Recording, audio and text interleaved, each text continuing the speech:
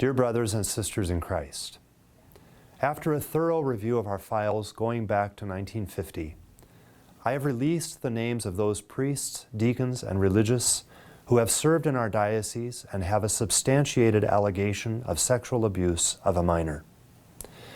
This includes our own diocesan clergy, as well as clergy from other dioceses and religious communities who have ministered in the Diocese of Fargo. Even one instance of abuse would be too many, and I know this list of clergy and religious is a cause of deep sadness for us all. I first ask forgiveness for the shameful acts of those clergy and religious who caused harm to young people and abused the trust placed in them.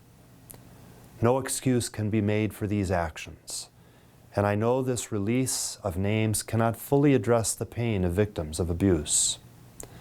I pray for their healing, and I ask all the faithful in the diocese to join me in this prayer. Some have asked why it's necessary to publish this list of names when nearly all of these cases are from years long past. I believe it is necessary to acknowledge these sins in the history of the diocese, and I also want to assure the victims of abuse that their experiences are heard and taken seriously. As a family of faith, we must stand with our brothers and sisters who have been hurt and support them in their healing. It's also my hope that this release of names will open the way to a purification of our church, especially in our own diocese. It is said that we must understand our past in order to move forward into the future, and the church likewise must acknowledge this stain in its past, so that it can be purified and move ahead with God's grace. Another purpose of this release is to assure you, the faithful, that no member of the clergy with a substantiated allegation of abuse of a minor is currently in ministry in the Diocese of Fargo. Sexual abuse of any kind, especially of a minor, is intolerable and incompatible with ministry in the Church. As the bishop of this diocese, I'm committed to the protection and safety of all who come into contact with our church, especially children and young people. We will continue to follow all civil laws regarding reporting of suspected abuse of a minor.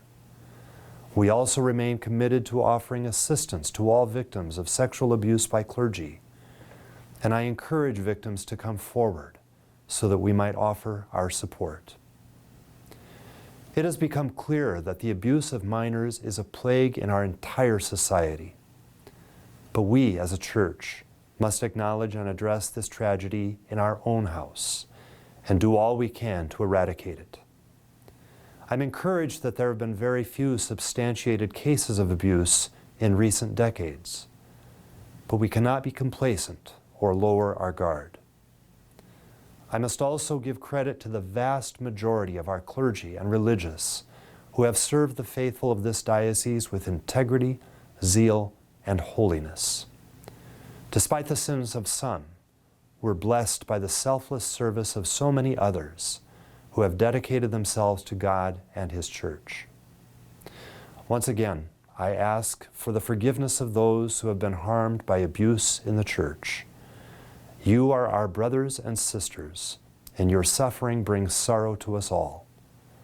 I thank you for courageously coming forward, and I pray that the healing mercy of God will be with you and with us all.